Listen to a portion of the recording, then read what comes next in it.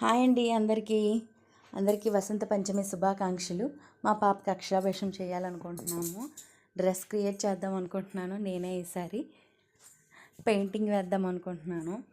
Cloth కూడా already తీసేసాను, పెట్టుకున్నాను. కానీ నాకు టైం కుదరక స్టిచ్ చేయలేదు. ఇంకా ఇప్పటి వరకు స్టార్టే చేయలేదు.